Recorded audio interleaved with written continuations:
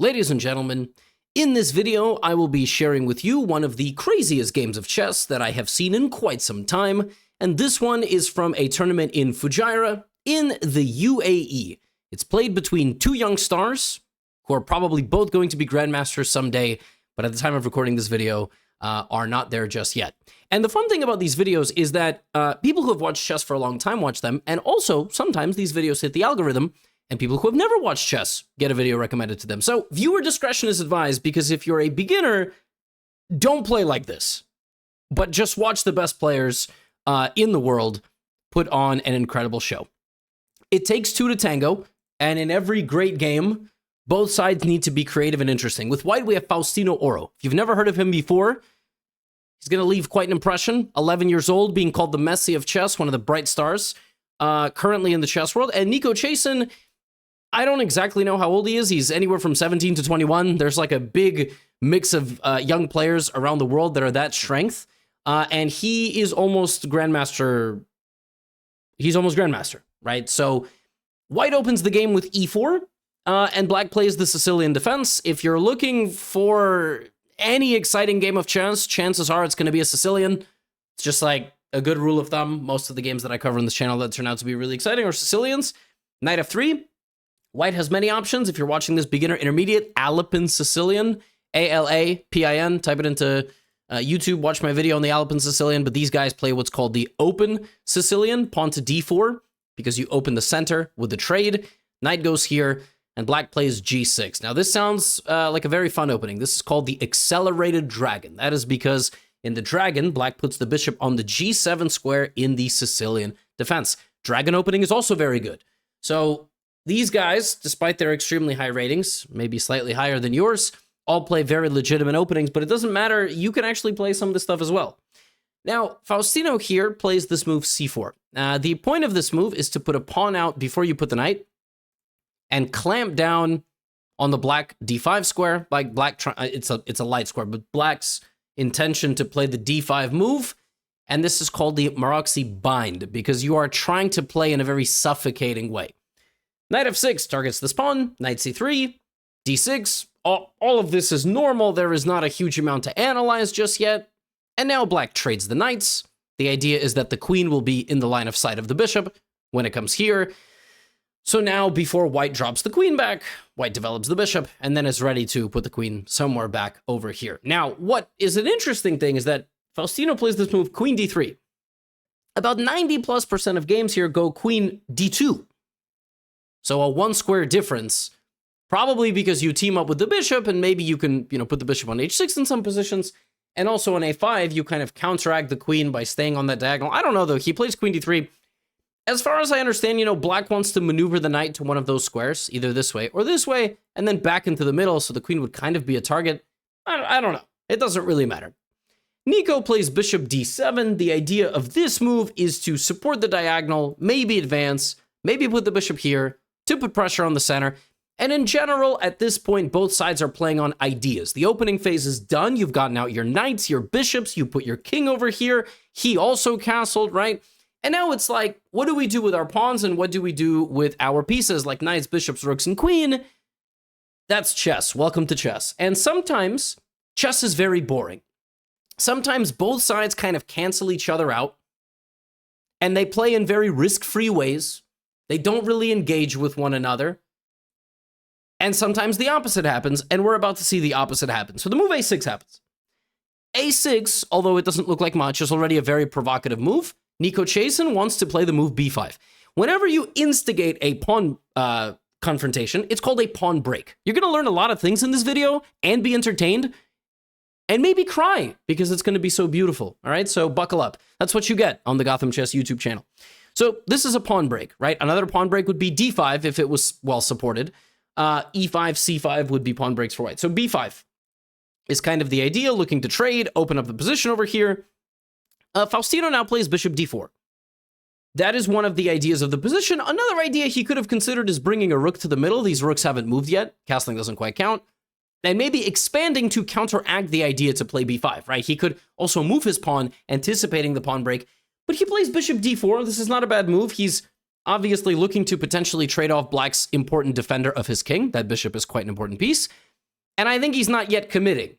Nico also doesn't quite commit. He plays bishop c6. The bishop eyes the center. That's really the only thing that it does. And now that square's free. Maybe he's going to move his knight back or move his queen forward. But okay. Both players are sort of, it's kind of a feel-out process, throwing a little jab, not even fully, committing to it. Just, kind of, I don't know why Nico, who's like 20, is jabbing an 11-year-old in the nose, but, that is the equivalent of what happens at chess tournaments. And now Faustino plays b4. It's quite clear what the intention is here, right? He wants to play b5. He wants to shove the bishop back. That's the idea of b4. If black does nothing, white will, very quickly push the bishop back, and then he will play here, and then he will actually literally walk up the board, and one of these pawns will try to become a queen in the middle of the game. So, for that reason, Nico, now seeing b4, plays b5. Now, on an elementary level, that just looks like 1, 2, 3, and 4 pieces control that square. That doesn't look like a good move. You go boom, boom, boom, boom, boom. Not quite. Not quite. Why not quite? Well, because after takes, knight takes, this knight used to guard this pawn. And that is why Nico put the bishop on that square, right? So he can take on e4, attacking the queen. Before he plays that, before, right? There's b4 and before, he plays e5. This move attacks the bishop and is defended, so the bishop has to move. There's nothing you can do. Faustino goes here. And now we have knight takes. So let's just quickly take a look at what happened. A few moves ago, this was the lay of the land. 7 pawns per player, knights and bishops out and about. But before you know it, black lost the A and B pawns completely. They're gone, right? You played b5, you traded off, white won the pawn. In winning this pawn, Faustino lost control of the entire center. Again, couple moves ago, there's a lot of stuff in the center. Now, white has nothing in the center. 0 equity. Like, no pawns, and the pieces are all sort of scattered. So both sides have claimed territory and space in a certain way. White now has 2 pawns that, if given the opportunity, will walk up the board, and the mere threat of them becoming another piece when promoted, in case you didn't know, when a pawn makes it to the other side of the board, you can choose which piece to promote it to. Just in case, any beginners watching this. And black, meanwhile, is going to create counterplay in the center. Now, logically, you think, well, these pawns are on the outskirts. It's actually going to be very easy for them to walk up the board. Yes, but the way the chessboard works, it just has this incredible ability to counterbalance flank play with central play. It has this amazing balance, a yin and yang, okay? So watch what happens. By the way, the position is equal, according to the computer. Faustino plays knight back to c3, offering a trade of this knight. Instead of that, he should have probably committed to this immediately. He should not have left. Time is very important in a position like this. I am not speaking as somebody who would have played the best move. I'm telling you what the best move is, okay? a4. Black then would play d5. White then would, try to attack the bishop. Black would try to defend the bishop. And then you would try to play a5. Like, it's a whole battle. But he went here. And Nico went here. And the difference between both of these retreats is substantial. White loses pressure, and black now gets targets. Black can attack the knight and the queen. Faustino now has to act. Again, a4, the best move. You need to invest on the left side of the board and play a4. The move he plays is not terrible, queen c4, but it loses time. I'm not quite sure why he played queen c4. I think he must have thought that after this move he had something, but maybe he didn't like that the rook is staring down this way. So he went here, baiting the rook move, and then put the queen here and was like, well, I won that exchange. Because the rook no longer defends, and I have a very easy plan of action. And it's true. If you just look at this position, those pawns are going to go holding hands, running up the board. I don't see how black is going to possibly stop that. Nico does, though. d5. Now, again, if you want to play a4, it's too late, because I now attack your knight. And sensing that, instead of even playing a4, Faustino plays knight back to b5. You kind of get the sense that something is going slightly wrong. You just do. You're like, something's wrong. I mean, his knight was just there. His knight was just there. He removed it, and a few moves later, he's going back. So Nico goes here. So Nico just got a rook move and 2 pawn moves for free. So you kind of get the sense that the player with the white pieces is drifting. He's losing control of the game. But maybe not. Maybe Faustino actually had this planned all along, because now he goes here. And suddenly the pawns can't move.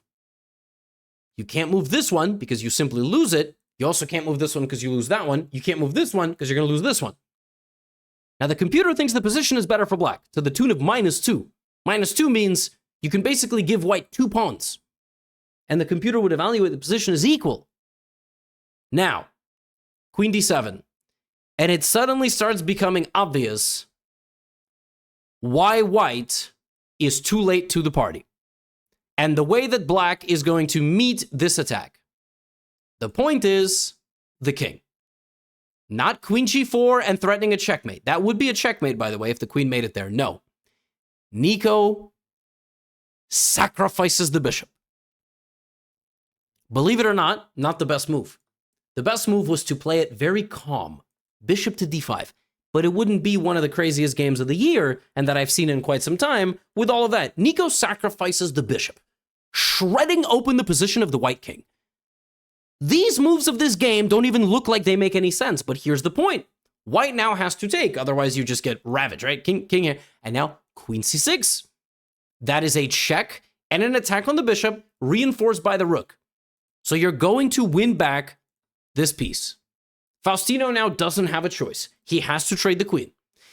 If he tries to keep the queen on the board, probably he will lose more pawns, but I have to be a little bit careful here. He has to trade queens, and now black is up a pawn, and probably just in the clear. No. Faustino keeps on fighting. Bishop a3. Defending this, and now a very simple and straightforward game plan of push, push, push, push, push, not through your knight. You're going to have to move your knight. Push, push, push. Here's the thing, folks. Black doesn't have a lot of pieces that can defend against these pawns. How are they going to do it? The biggest nightmare in chess is connected pawns that made it far up the board, because there is no piece that can defend against them. Maybe a queen, but there are no queens anymore. So Nico plays d3. It's a very smart move. Nico understands that his best asset is one of these pawns, and he needs to give white something to think about so white doesn't just have an easy game. Faustino, a5. One more thing I would like to draw your attention to. The time. The time. Black has a 50-minute time advantage. Nico plays very quickly. He plays very, very fast. Okay? Rook b8. Rook b8. Targeting the knight. Knight here. Targeting the rook. Rook has to move. How do you make a move here with black that wins you time? Right? Because the white move, next move is a6, a7, b5, b6, b7. 3 moves, 4 moves, you're done. You have to resign. Only move that wins time. Rook g4. Not all checks are the same. This check is extremely important because white now has to spend a full move moving the king, and black, just in time, can play defense. Now, in the game, black went here. That was not the best move. The best move, instead of bishop to f8, was to immediately put the rook here. It's a little bit mysterious, a little bit hard to understand. Doesn't really matter. Bishop to f8 targets the knight. Faustino plays b5, defending his knight. On the surface, he loses a pawn, but he's going to win the game. Those pawns are so lethal. Black is unable to get back in time to stop them. You get something like this, maybe, but I'm going to sack my rook for the knight, right? So I'm totally winning. So Faustino plays b5. Now the pawns are connected on the 5th rank. If they get right here, black can probably just resign the game. There is no way to stop them. They're going to become queens. Now it is up to Nico to come up with some defensive brilliance. Rook back to d4, attacking the knight. The knight has to move. But it can't, because if it moves, black is going to start winning the pawns. So Faustino plays a6. And now he is half a move away from connecting the pawns together and simply marching black into a corner. By the way, the knight is just being sacrificed. It's been captured. White is now down a knight and a pawn. He's down 4 points of material, but here comes pawn to a7, threatening the rook. Not just threatening the rook, you're also threatening to take the bishop and get a full promotion, right? So the rook has to play defense. It goes to a8. Here comes b6. And now we can see why 2 pawns connected this far into a position are simply lethal. Because when you go b7, you're threatening to take the rook and to make a queen. The pawns are threatening everything. They're defending each other. Bishop here, b7. Game is over. So Nico comes up with a crazy defensive move. Bishop back to b8, voluntarily sacrificing the extra bishop for the furthest pawn. Taking this would be a huge mistake because you would be left with simply one sad pawn. Black is still winning because Black is 2 pawns up, has his own pawn promoting, and the knight obviously is just in time to play defense or even to play offense. So bishop to b8, but Faustino has absolutely no intention of taking the bishop. He strikes back with bishop to c5 with just 6 minutes on the clock. Consider the circumstances. He only has 6 minutes. Now, what is he threatening? He's threatening the rook, but more importantly, he's threatening b7 to lock 2 pieces on the furthest corner of the board to play b7, which means Black has to go back to d7. Now, look at this position. Keep in mind, you cannot take the bishop. It's hanging, but taking it we already know is bad. So White only has one move here that looks logical, but you can't play it. So you have to set it up. Rook b1. Now, b7 isn't coming. The safe move here for Black is to just put the rook right here. Stop the attack right at the gates. But there is a second move. And the second move actually plays for a win. If Black plays rook here, White would promote here, go here, and then if Black, tries to continue, then you play rook a7. It's, this is still very easy to lose with Black. I mean, this is a complicated position. Actually, the best move here for Black would be sacking the rook and running the pawn away.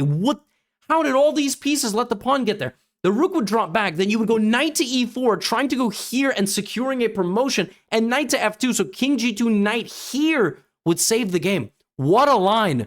So Black would need to go back and then give away his bishop and then sacrifice his rook. He would need to sacrifice 8 points of material to just survive. Nico doesn't play that. This is why this is an incredible game. Nico in this position plays d2. This is incredibly important. Relying on his biggest asset, the pawn on d2, the pawn that's also promoting. This pawn will deflect the rooks from the offense. You can't do both. You can't support the promotion of the pawn and stop this pawn from promoting over here. d2 is an excellent move. Now b7. Okay, king g2 is a mistake. Now b7 would have been played. And the best line would have been rook takes, bishop takes, rook takes, queen here, here, here. And I think Faustino went here in his head and was like, this is bad. But it's actually a draw because he has this, and he pins the knight to the rook. But it's actually a draw. Instead, Faustino blunders. He plays king to g2, and now he is losing. Of course, he has 2 minutes on the clock. Every great game, a mistake has to happen. Keep in mind, chess played perfectly as a draw. Now watch the conclusion of this game. Craziness. Why is king g2 a mistake? He went king g2. Why did he play this? So this would not be a check. He did it so that it would not be a check and he can take easily. Now Nico's like, okay, all my pieces are preoccupied. I have to bring my knight. My knight arrives on d5 with many ideas. Knight c3 and promote. Knight f4 check when I need it. Knight takes pawn when I need it. We have pawn to b7. When is the last time you saw a double pawn cube on the 7th rank? That doesn't even look real. This looks like you gave your 4-year-old relative chess pieces and said, randomly put them on the board. And this is what they did. Now, White is threatening to straight up take a rook. Like a rook is trapped in the corner, and you would think Black has to go here, but that's actually not the best move. Nico knows that. He gives a check. White brings the king up. And now Black is winning. But there is only one win. Only one idea wins for Black. With all your pieces hanging, 2 pieces hanging on the last rank to the pawns, with your king running out into the open, this pawn queening, but not really, Because here's the thing. If black queens, here's the amazing thing about this position. If black makes a queen here, you make a queen. The queen looks like it can get to the king, but it can't. And it's actually white who is about to make 2 queens. So there is no check. Knight to e2, king g2, knight f4. The king needs to run to h4. So there is a possible line that can happen in this game, which is queen, queen, check, here, g5, here, h6, and then you just like move the king somewhere to survive. You can even take on h6, by the way. Queen d2 check, bishop e3, queen d6, king h5, queen g6, king h4, rook d4, and then you take, and then you win because you run the king out. Oh my god! I mean, this is a possibility in this game. This is how you know this game is ridiculous. Both sides can make a queen, and the king needs to run out over here, and you have to calculate that you survive this position. Like you have to see all this in your head. Luckily, after king g3, Nico does not play d1. He plays rook to d3 check. And Faustino shields himself. And now, you can pause the video if you'd like and try to find the only winning move for black. Black is winning. But there's only one idea. There's only one idea here that wins for black. Keep in mind, I'm about to take your rook, making a queen, and then I'm going to take your bishop. I'm going to take your rook and get a queen. I'm going to change the material of the game by 5 points plus another 8. Because 9 for 1, right? So, the winning move here for black, you sack your rook, right? You sack your rook. I take it. It looks like I'm just totally winning, by the way. It just looks like I'm going to take and I win. No. The winning move here is knight e2 check, king g2, knight c1. Shielding the rooks from the promotion square. And in the time it takes to remove my knight, you grab the bishop and defend the promotion square and you win the game. Because you get into an endgame where you're just up 2 pawns. Now, the incredible thing about knight c1 is it looks like I can take. It looks like I have time. King g7, right? Oh, sorry. What am I doing? I was going further, thinking that there was already a check. My bad. Obviously, king g7 loses. I'm trying to, make a queen, but I can't promote. I have no way to promote. And none of these moves are a check. So it looks like you're winning. But I get to you first. And you lose. Knight e2 is rook. I mean, crazy stuff. So you have to take on a7. And after this, you have to go knight e2, knight to c1. Now, Nico here played something else which he probably thought was winning. He played e4. Opening the bishop to the king and threatening to take rook f3, forcing the king out into the furthest part of the board. Here. Knight to g2. The king has only one legal move forward. These pawns are going to mate him. Black is going to play a combination of pawn to h5 and pawn to f6, or pawn to f5 and pawn to h6. And as a bonus, you have knight to e3 whenever you want it, in case you get scared. Unfortunately, and maybe Nico saw this and just, he thought he was okay with what's about to happen. The bishop sacrifices itself to try to promote the pawn. And black cannot take the bishop because this is going to be a check. So there is only one move in this position, which is king to g7. Now the squares are covered. And if you queen f5, h6, the king is mated by a ridiculous net. Every single piece participating. The black king defending the pawns, which defend the pawn, which defend the pawn, which defends the rook, which box out the white king. I mean, just absolutely ridiculous position. And yet this position is equal. It's equal. White can go here, and then here, it looks like you lose because bishop f4, knight f4. And if you queen, f5, g5, or knight g2, or rook h3, how is this position not winning for black? How is it not winning for black? Because of one and only one move, and that is bishop to g3.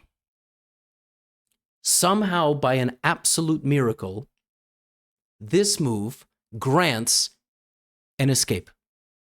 You shielded your king with the bishop, and black simply runs out of moves. Black no longer has any time to checkmate your king. If the move g5 were to be played here, it looks like I take the knight. If you play knight to f4, it looks like there's a mate. There has to be a mate. There's no time because I'm going to take here. You don't have any time. So ultimately, bishop g3 appears, and the players repeat the moves, and the game ends in a draw. King h4, knight g2. If the king had gone to g5, there's mate. The fact that this position is not a checkmate is ridiculous, but Nico had to play knight e2, and knight c1. This is such a rare tactical pattern to use the knight as a shield against both rooks for the promotion. Very instructive, a crazy moment where it's one side winning the race to promotion against the other. Ridiculous game. Ridiculous. I don't know if Nico can even be upset, right? He was winning, but he missed a crazy opportunity. Fascinating game between the players. Crazy to think that the player with the white pieces is 11 years old and rated 2465, and at the time of making this video has 5 out of 6 points. So his rating is like 2480. Obviously the highest rated 11-year-old in the world. And crazy fighting spirit. I mean, ridiculous tenacity. 2 minutes versus 41, saving this losing position. And Nico not coming up with this concept of jumping the knight in, knight f4, knight e2, knight c1. Ridiculous stuff. Crazy game. Credit to both of them. And if you're going to keep an eye on the chess world, now you know 2 players that you can watch in future events. That's all I have for you today. And if you're new to the channel, it's one of the first videos you watch. Welcome. Got a lot of good content. Get out of here.